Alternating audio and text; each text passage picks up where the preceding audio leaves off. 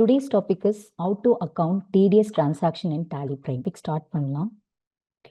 This session is organized by Asset Integrated Info System.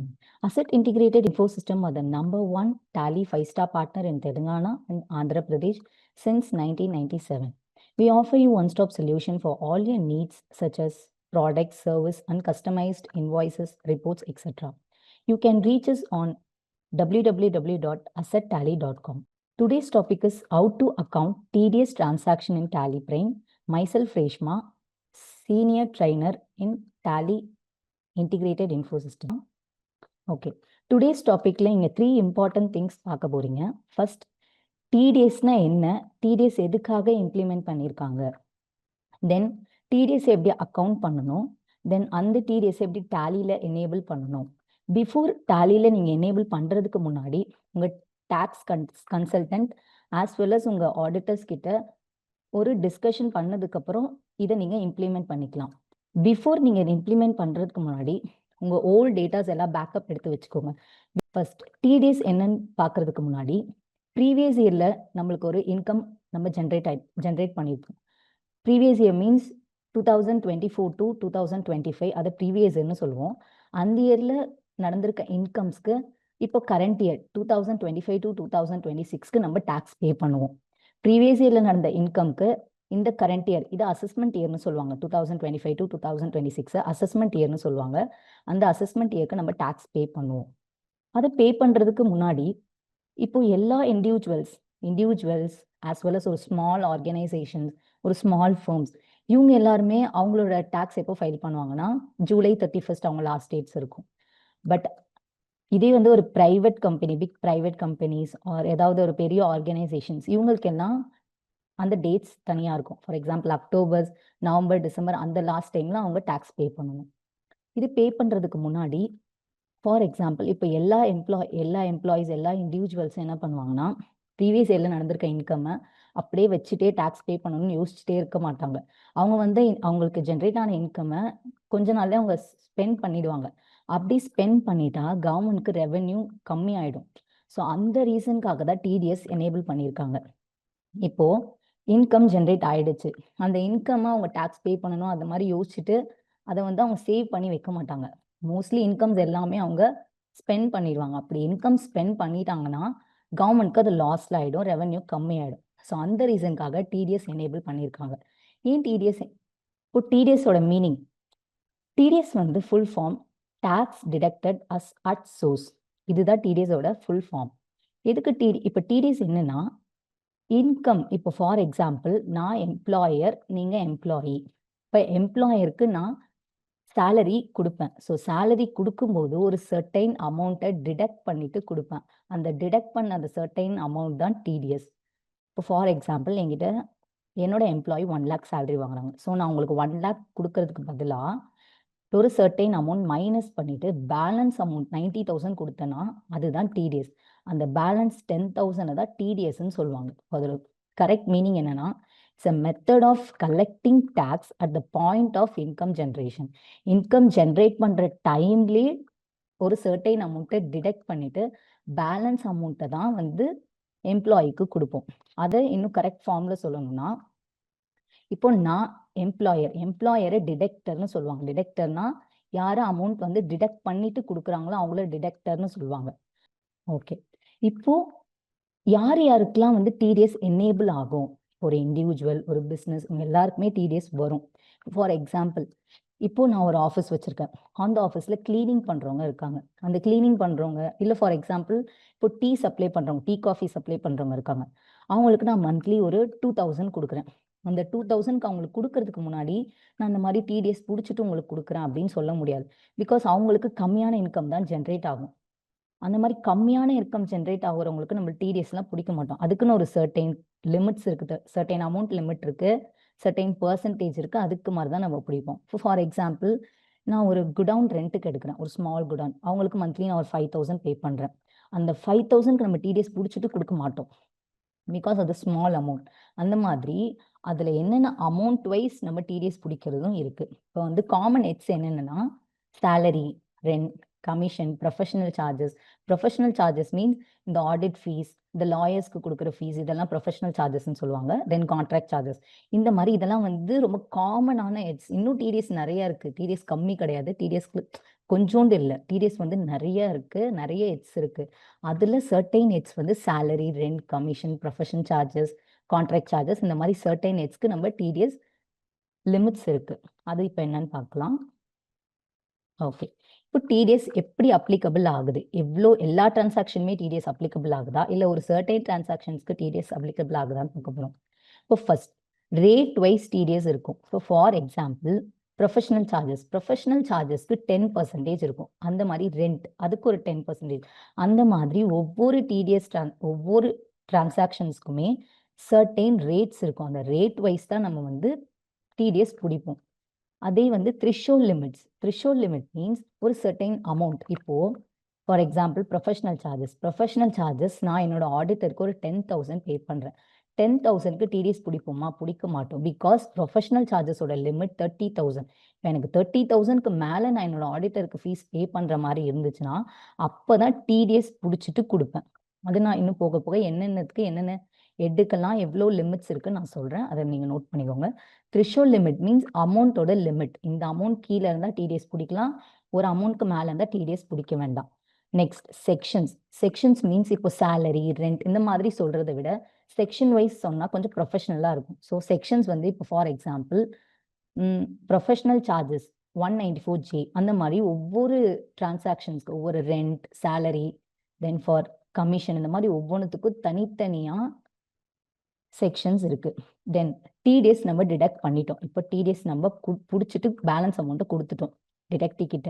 அப்போ அந்த டிடிஎஸ்ஸை நம்ம கவர்மெண்ட்டுக்கு பே பண்ணுறதுக்கு ஒரு சர்டைன் டேட் இருக்கு. அந்த மாதிரி டேட் ஆஃப் பேமெண்ட் இருக்கு. ஸோ அதுவும் நான் ஃபர்தராக சொல்கிறேன். டேட் ஆஃப் பேமெண்ட், டிடிஎஸ்க்கு டேட் ஆஃப் பேமெண்ட் இருக்கு. தென் யார் என்னென்ன ரிட்டர்ன் ஃபைல் பண்ணணும். இப்போ இண்டிவிஜுவல் ஒரு ரிட்டர்ன், ஃபார் எக்ஸாம்பிள் எம்ப்ளாயி ஒரு ரிட்டர்ன் ஃபைல் பண்ணணும், அதர் தென் எம்ப்ளாயர் ஒரு ரிட்டர்ன் ஃபைல் பண்ணணும், நான் ரெசிடென்ட்னா ஒரு ரிட்டர்ன் ஃபைல் பண்ணணும். அந்த மாதிரி ரிட்டர்ன்ஸ் ஃபைலிங்கும் டிஃப்ரெண்ட் இருக்கு. தென் இப்போ ஃபார் எக்ஸாம்பிள் என்னோட ஆடிட்டருக்கு நான் வந்து 50,000 கொடுக்கணும். அவருக்கு நான் டிடிஎஸ் பிடிச்சி பேலன்ஸ் 45,000 கொடுக்குறேன். அப்போ அவர் என்கிட்ட கேட்பாரு, இது ஏன் இந்த 5,000 எனக்கு மிஸ் ஆயிடுச்சு, என்ன ரீசன், அப்புறம் கொடுப்பீங்களா அந்த மாதிரி கேட்டாங்கன்னா நீங்கள் கிளியராக அவர்கிட்ட எக்ஸ்பிளைன் பண்ணணும். டிடக்டரோட ஒர்க் எல்லாமே டிடக்டர் தான் கிளியராக டிடக்டிக்கு எக்ஸ்பிளைன் பண்ணணும். இந்த மாதிரி நான் டிடிஎஸ் பிடிச்சிருக்கேன், சரி ஓகே டிடிஎஸ்க்கான எனக்கு ப்ரூஃப் வேணும்னு சொல்லி ஆடிட்டர் கேட்டாங்கன்னா நீங்கள் அந்த ப்ரூஃப் வந்து கவர்மெண்ட் கிட்ட பே பண்ணதுக்கப்புறம் உங்களுக்கு அந்த டிடிஎஸ் சர்டிஃபிகேட்ஸ் ஜென்ரேட் ஆகும். அந்த டிடிஎஸ் சர்டிஃபிகேட்டை உங்கள் டிடக்டி கிட்ட நீங்கள் கொடுக்கணும். அதுதான் வந்து ப்ரூஃப். ஸோ இதில் என்னென்ன இருக்குன்னா rate of TDS threshold limits, sections, date of payments, type of return filing, TDS certificate, இதெல்லாம் இதில் அப்ளிகபிலிட்டி ஆஃப் டிடிஎஸ்ல இருக்கு. இப்போ நான் சொன்ன மாதிரி இப்போ இந்த ஸ்க்ரீனில் உங்களுக்கு 4 டிரான்சாக்ஷன்ஸ் ஷோ ஆயிருக்கும். ஐ மீன் 4 செக்ஷன்ஸ் ஷோ ஆயிருக்கும். பட் இந்த 4 மட்டும்தான் டிடிஎஸ்ல இருக்கானா? இல்லை. டிடிஎஸ்ல n நம்பர் ஆஃப் செக்ஷன்ஸ் இருக்கு. அதில் நான் ஒரு 4 காமன் அண்ட் இம்பார்ட்டன்ட் அடிக்கடி நடக்கிற டிரான்சாக்ஷன்ஸ் நான் இதில் போஸ்ட் பண்ணியிருக்கேன். First one 194C payment of contractors. Payment of contractors வந்து இப்போ ஃபார் எக்ஸாம்பிள் ஒரு இயரில் ஒரு சிங்கிள் டிரான்சாக்ஷன் 25,000 ஆயிருக்கு. அப்படி 25,000 ஆயிருக்கு. அப்போ இதுக்கு நம்ம டிடிஎஸ் பிடிப்போமானா பிடிக்க மாட்டோம். பிகாஸ் சிங்கிள் டிரான்சாக்ஷனோட அமௌண்ட் 30,000 லிமிட். ஸோ இதுக்கு டிடிஎஸ் நம்ம பிடிக்க மாட்டோம். அப்படி சப்போஸ் இப்போ 6 டிரான்சாக்ஷன்ஸ் நடந்திருக்கு ஒரு இயரில், அந்த கான்ட்ராக்ட் கிட்ட 6 டிரான்சாக்ஷன்ஸ் நடந்திருக்கு. ஒரு டிரான்சாக்ஷன்ஸுமே 25,000 ஆகியிருக்கு. அப்போ நீங்க சிங்கிள் டிரான்சாக்ஷனா பார்க்கும்போது அதுக்கு டிடிஎஸ் பிடிக்க மாட்டாங்க. பட் ஆஸ் ஹோல் இயர் நீங்க அதை ஆட் பண்ணி பார்த்தீங்கன்னா 1,50,000 வரும். 1,50,000 என்ன ஆயிருக்கு? 1 lakh விட எக்ஸீட் ஆயிருக்கு. ஸோ நீங்க சிங்கிள் டிரான்சாக்ஷனையும் பார்க்கணும். சிங்கிள் டிரான்சாக்ஷன் ஃபுல் இயர் பார்க்கும்போது ஹோல் டிரான்சாக்ஷன்ஸுமே எடுத்து 1 இயர்க்கு மேலே எக்ஸீட் ஆயிருக்கா இல்லை அதை விட கம்மியாக இருக்கானு நீங்கள் செக் பண்ணணும். எனக்கு 1 இயரில் 1 lakhக்கு மேலே எக்ஸீட் ஆனால் அது இண்டிவிஜுவலாக இருந்தால் 1%, கம்பெனியாக இருந்தால் 2%, இந்த மாதிரி பிடிக்கணும். தென் 194H பேமெண்ட் ஆஃப் கமிஷனுக்கு லிமிட் இருக்கு. என்னன்னா 15,000 கீழே இருந்தால் நீங்கள் டிடிஎஸ் பிடிக்க வேண்டாம். பட் 15,000க்கு மேலே இருந்துச்சுன்னா 5% டிடிஎஸ் பிடிக்கணும். தென் 194I rent for building. Rent 1 year ஃபுல்லாக 6 லேக்ஸ்க்கு மேலே இருந்துச்சுன்னா கண்டிப்பாக 10% டிடிஎஸ் நீங்கள் பிடிக்கணும். பட் 6 லேக் விட கம்மியாக இருந்துச்சுன்னா நீங்கள் டிடிஎஸ் பிடிக்க வேண்டாம். அதே மாதிரி 194J professional R technical fees, நான் சொன்ன மாதிரி ஆடிட் ஃபீஸஸ், கன்சல்டன்சி ஃபீ, தென் லாயர்ஸ் ஃபீ, இந்த மாதிரி இதெல்லாம் 30,000 கீழே இருக்கா மேலே இருக்கான்னு பாருங்கள். 30,000 கீழே இருந்துச்சுன்னா டிடிஎஸ் பிடிக்க வேண்டாம். 30,000 மேலே இருந்தால், இது for example audit fee. Audit ஃபீன்றது ப்ரொஃபஷனல் சார்ஜஸ். அது எவ்வளோ பே பண்ணியிருக்காங்க அந்த இயருக்கு? 50,000 இந்த ராம் அண்ட் அசோசியேட்க்கு நான் பே பண்ணணும். ஸோ நீங்கள் நல்லா செக் பண்ணி பாருங்கள். ஃபர்ஸ்ட் ஆடிட் ஃபீ என்னது? Professional charges. ஃபர்ஸ்ட் அதை பாருங்கள். ஆடிட் ஃபீ அது ப்ரொஃபஷனல் சார்ஜஸ் இவ்வளோ பே பண்ணியிருக்காங்க 50,000. அது லிமிட் மேலே இருக்கா, லிமிட் விட அதிகமாக இருக்கா கம்மியாக இருக்கான்னு செக் பண்ணுங்க. த்ரிஷோல் லிமிட்டை வச்சு செக் பண்ணிக்கோங்க. த்ரிஷோல் லிமிட் 30,000. இது அதிகமாக இருக்கா கம்மியாக இருக்கான்னா அதிகமாக இருக்கு. ஸோ அதிகமாக இருந்தால் எவ்வளோ பர்சன்டேஜ் பிடிக்கணும்னா 10%. அதே மாதிரி செக்ஷன் நோட் பண்ணி வச்சுக்கோங்க. ப்ரொஃபஷனல் சார்ஜஸோட செக்ஷன் 194J. இப்போ அமௌண்ட் எவ்வளோ பே பண்ணணும்? 50,000 பே பண்ணணும். ஸோ 50,000 வந்து 30,000 விட அதிகமாக இருக்குது. ஸோ நான் 10% பிடிச்சிட்றேன். 50,000ல் 10% போனால் 5,000. ஸோ அதுலேருந்து net payable to the auditor வந்து 45,000. ஓகே. இப்போ நெக்ஸ்ட் எப்படி இதை ஜேர்னல் என்ட்ரியில் நம்ம என்டர் பண்ணணும்னு பார்க்கணும். உங்களுக்கே தெரியும் ப்ரொஃபஷனல் சார்ஜஸ் அது வந்து இட்ஸ் எக்ஸ்பென்சஸ். ஸோ அதை டெபிட் பண்ணிவிட்டு டிடிஎஸ் அக்கௌண்ட் நம்ம credit, then to Ram associate credit பண்ணுறோம். ஸோ இதுதான் ஜேர்னல் என்ட்ரி. ஜேர்னல் என்ட்ரி நீங்கள் தெரிஞ்சுக்கணும். தென் ஓகே, இப்போது டிடிஎஸ் வந்து நம்ம வந்து டிடக்ட் பண்ணிட்டோம். இப்போது என்னைக்கு அதை பே பண்ணணும்னா 7th of the next month. இப்போ எனக்கு இந்த கரண்ட் இப்போ டேட் வந்து 28. இன்னைக்கு நான் டிடிஎஸ் பிடிக்கிறேன். ஸோ எனக்கு டிடிஎஸ் வந்து ஒரு 5,000 பிடிக்கிறேன். So next month June month 7th அன்னைக்கு நான் வந்து டிடிஎஸை பே பண்ணியிருக்கணும். கவர்மெண்ட்டுக்கு, இன்கம் டேக்ஸ் டிபார்ட்மெண்ட்டுக்கு டிடிஎஸ் பே பண்ணியிருக்கணும். அதே மாதிரி ரிட்டர்ன்ஸ் வந்து குவார்ட்டர்லி வைஸ் ஃபைல் பண்ணுவாங்க. எப்படி குவார்ட்டர்லினா April, May, June, July, August, September, October, November, December, ஜனவரி, பிப்ரவரி, மார்ச், இந்த மாதிரி 4 குவார்ட்டர்ஸ்க்கும் தனித்தனியாக டிடிஎஸ் பே பண்ணுவாங்க. தென் நீங்கள் டிடிஎஸ் வந்து பே பண்ணிட்டீங்கன்னா கவர்மெண்ட் உங்களுக்கு டிடிஎஸ் சர்டிஃபிகேட் அலாட் பண்ணுவாங்க. அந்த சர்டிஃபிகேட்டை நீங்கள் வந்து டிடக்டிக்கு கொடுக்கணும். நம்ம டிடக்டர்னா நீங்கள் டிடக்டிக்கு சர்டிஃபிகேட்டை ப்ரொவைட் பண்ணணும். அதுதான் அவங்களுக்கு ப்ரூஃப்.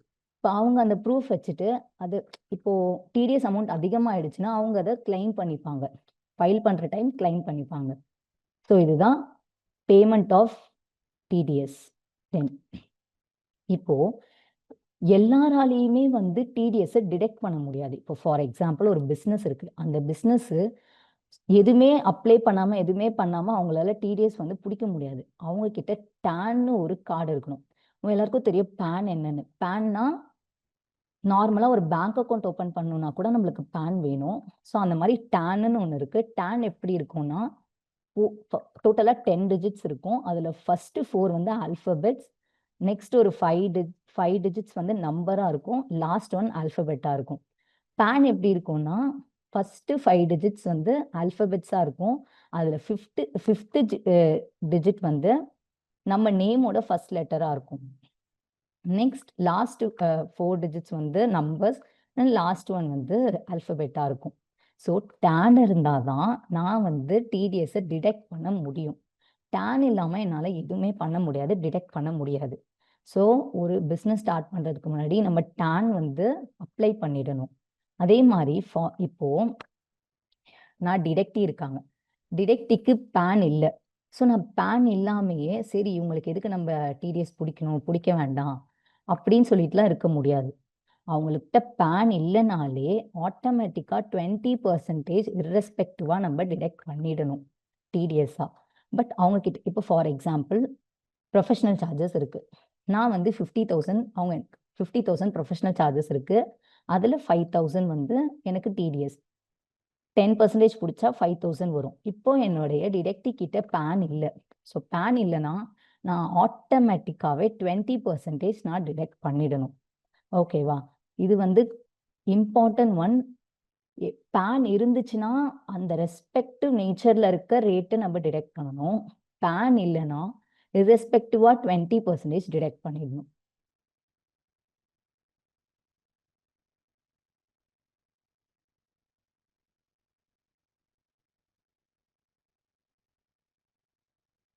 இப்போ டேலியில் எப்படி இம்ப்ளிமெண்ட் பண்ணணும்னு சொல்கிறேன்.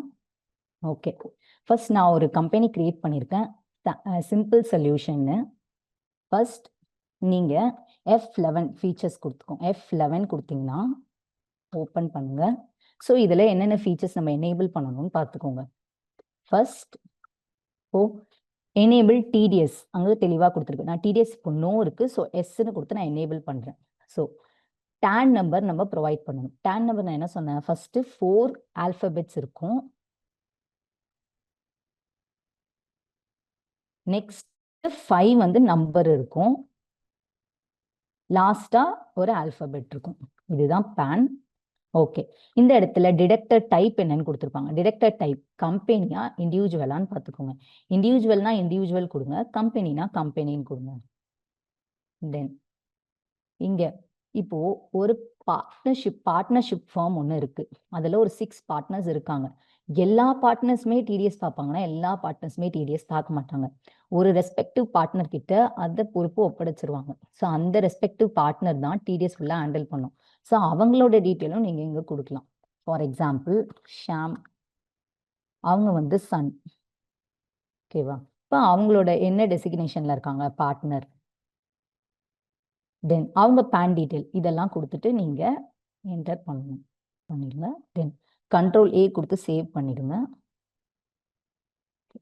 இப்போ ஒரு 3 இம்பார்ட்டன்ட் லெஜர்ஸ் கிரியேட் பண்ண போகிறோம்.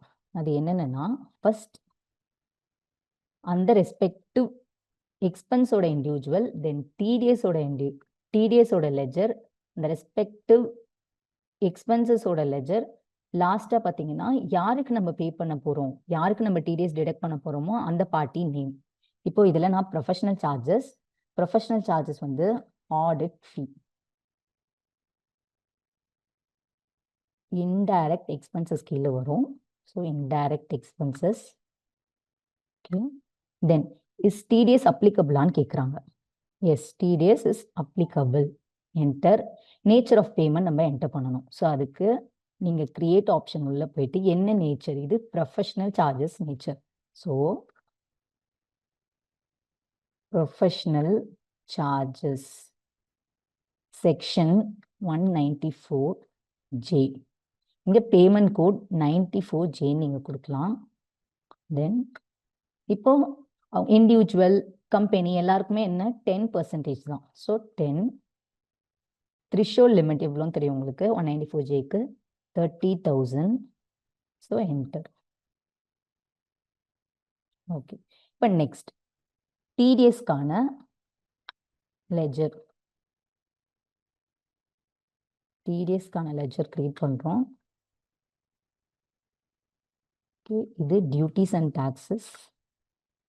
அதர்ஸாக டிடிஎஸ்ன்னு கேட்கும்போது நம்ம டிடிஎஸ் என்டர் பண்ணிவிட்டு nature of payment professional charges enter. Then நான் யாருக்கு பே பண்ண போகிறேன், ராம் அண்ட் அசோசியேட்.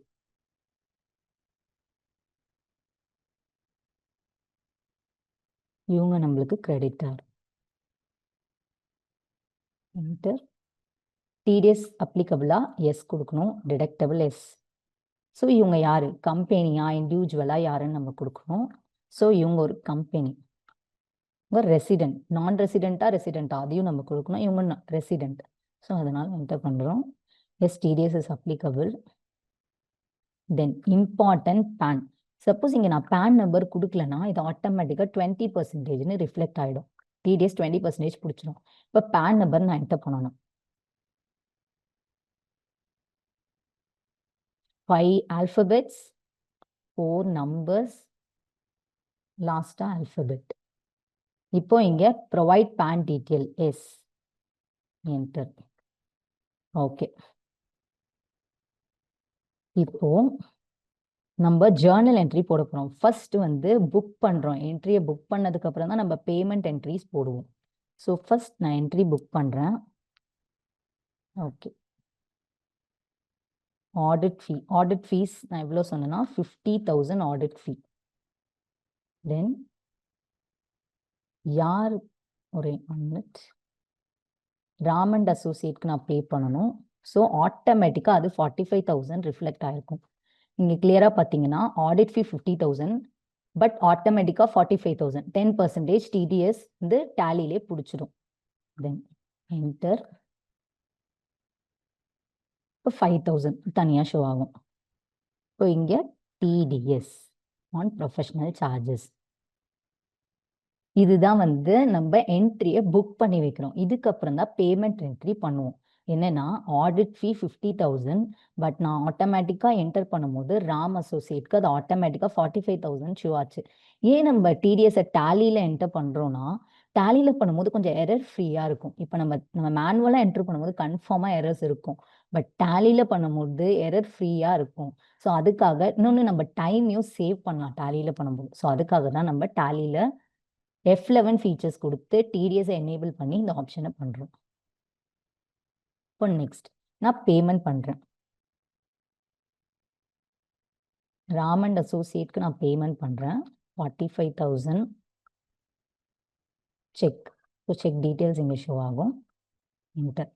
இப்போ நான் 1 ஏப்ரல் அன்னைக்கு என்னுடைய டிடிஎஸ் நான் டிடெக்ட் பண்றேன். ஸோ அதை நான் எப்போ பே பண்ணணும்னா 7th of May. So F2. Okay, இப்போ டிடிஎஸ் 5,000 ஆட்டோமேட்டிக்காக 5,000 உங்களுக்கு ஷோ ஆகும். அது இன்கம் டேக்ஸா, சர்ச் சார்ஜா, எஜுகேஷன் செஸ்ஸா, அந்த மாதிரி அதுவே ஷோ ஆகும். அது என்னோட ஆப்ஷனில் இன்கம் டேக்ஸ் அப்படின்னு ஷோ ஆயிருக்கு. எப்படி பே பண்ணுறேன்னா நான் ஸ்டேட் பேங்க்ல பே பண்ணுறேன். என்டர். இப்போ நீங்க பேஜ் அப்னு ஒரு ஆப்ஷன் இருக்கும், அதை கிளிக் பண்ணுங்க. இப்போ உங்களுக்கு இந்த ஆப்ஷன் வருது. 1 minute. ஓகே, இங்கே நீங்க பிரிண்ட் ஆப்ஷன் போங்க. என்டர். அதில் ப்ரிவ்யூ கொடுங்க. ஸோ உங்களுக்கு உங்களுடைய செல்லான் வந்து பர்ஃபெக்டாக இங்கே ஷோ ஆயிருக்கும். இந்த செல்லான் வச்சுட்டு இந்த செல்லானை நீங்கள் எடுத்துகிட்டு போய் பேங்க்கில் கொடுத்துட்டு நீங்கள் பே பண்ணலாம், டெபாசிட் பண்ணலாம். ஸோ இது செல்லான். இந்த மாதிரி தான் செல்லான் வந்து நீங்கள் பார்க்கணும். எப்படின்னா Ctrl+P கொடுங்க, அங்கே பிரிண்ட் ஆப்ஷன் ஷோ ஆகும். அங்கே வந்து ப்ரிவ்யூ கொடுத்துட்டு இதை நீங்கள் செக் பண்ணலாம். இது டிடிஎஸ் டேக்ஸ் செல்லான்.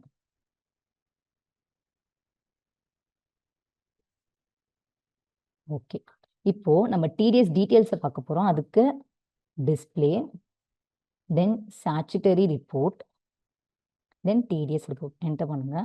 இங்கே செல்லான் ரெக்கன்சிலேஷன் இருக்கும், இங்கே என்டர் பண்ணுங்க. ஸோ இப்போ என்டர் பண்ணும்போது உங்களுக்கு இங்கே ஆப்ஷன் ஷோ ஆகும். இப்போ ஏன் நம்ம இதை பண்ணுறோம், இந்த ரெக்கன்சிலேஷனை ஏன் நம்ம பண்ணுறோன்னா, இதை டீட்டெயில் நம்ம நோட் பண்ணி வச்சுக்கிட்டோம்னா ஃபியூச்சரில் நம்மளுக்கு யூஸ் ஆகும். இதை செக் பண்ணும்போது ஃபியூச்சரில் நம்மளுக்கு யூஸ் ஆகும்.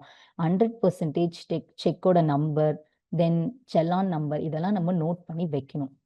ஓ, ரெக்கன்சில் கிளிக் பண்ணி ரெக்கன்சில் Alt R கிளிக் பண்ணிங்கன்னா இந்த மாதிரி ஷோ ஆகும். நீங்கள் வந்து என்னைக்கு குவார்ட்டர் கூட நீங்கள் போடலாம். இப்போ நான் ஏப்ரல் 25 ஆட்டோமேட்டிக்காக நான் கிளிக் பண்ணும்போது குவார்ட்டர் ஷோ ஆகுது. தென் நீங்கள் செக் நம்பர், அங்கே பார்த்த அந்த செக் நம்பர், செக்கோட date, BSR code, challan number, challan date, இதெல்லாம் கொடுத்துட்டு நீங்கள் என்டர் பண்ணிங்கன்னா உங்களுக்கு உங்கள் பேங்க் நேம் வரும். State Bank, branch name Anna Nagar போடுங்க, அண்ணா நகர். இப்போ இங்கே டீட்டெயிலாக இருக்கும். இது நீங்கள் வேறு எப்போ வேணாலும் செக் பண்ணும்போது உங்களுக்கு ஈஸியாக ஹேண்டில் பண்ணலாம். இப்போ இது இருக்கு, இந்த மாதிரி டீட்டெயிலாக நான் நோட் பண்ணியிருக்கும் போது 100% கம்பல்சரியாக நீங்கள் உங்கள் செல்லான் நம்பர், தென் செல்லான் டேட், இதெல்லாம் நீங்கள் நோட் பண்ணிக்கிட்டா உங்களுக்கு ஈஸியாக இருக்கும் ஃபியூச்சரில் தான் ஹேண்டில் பண்ணும்போது. தென் இப்போ ஃபார்ம் 26Q. இப்போ ஃபார்ம் 26Q வந்து அதர் தென் எம்ப்ளாயீஸ்க்கு எல்லாம் நம்ம டிடிஎஸ் வந்து ஃபார்ம் 26Qல நம்ம ஃபைல் பண்ணுவோம். ஃபார் 27Q வந்து நான் ரெசிடென்ட், 24Q தான் வந்து எம்ப்ளாயிக்கு பண்ணுவோம். ஸோ இப்போ இந்த ஃபார்ம் 26Qல நீங்கள் என்டர் பண்ணீங்கன்னா இது ரொம்ப டீட்டெயிலாக பர்ஃபெக்டாக ஷோ ஆயிருக்கும். உங்களுக்கு எப்படி டிடிஎஸ் பிடிக்கிறாங்க அந்த மாதிரி, எப்படி டிடிஎஸ் பிடிக்கிறாங்க என்ன மாதிரி. இப்போ என்னோட அசசபிள் வேல்யூ 50,000, நான் டிடிஎஸ் 5,000 டிடெக்ட் பண்ணியிருக்கேன். ஸோ இது பர்ஃபெக்டாக ஷோ ஆயிருக்கும். என்னோட அட்வைஸ் என்னன்னா, நீங்கள் டேலியில் இந்த மாதிரி ஃபைல் பண்ணாமல் ப்ரைவேட் போர்ட்டல்ஸ், இன்கம் டேக்ஸ் போர்ட்டலில் ஃபைல் பண்ணால் கொஞ்சம் கரெக்டாக இருக்கும். ஸோ அது என்னோட அட்வைசபிள். தென் இங்கே பார்த்தீங்கன்னா டிடிஎஸ் அவுட்ஸ்டாண்டிங், ஏதாவது டிடிஎஸ் பே பண்ணாமல் இருக்கா அது இங்கே ஷோ ஆகும். தென் ஏதோ ஒரு லெஜர்ஸ்க்கு நீங்கள் பேன் என்டர் பண்ணாமல் இருந்தால் அதுவும் இங்கே கிளியராக ஷோ ஆகும். ஸோ இதுதான் வந்து டேலியில நம்ம பார்த்திருக்கோம். நெக்ஸ்ட்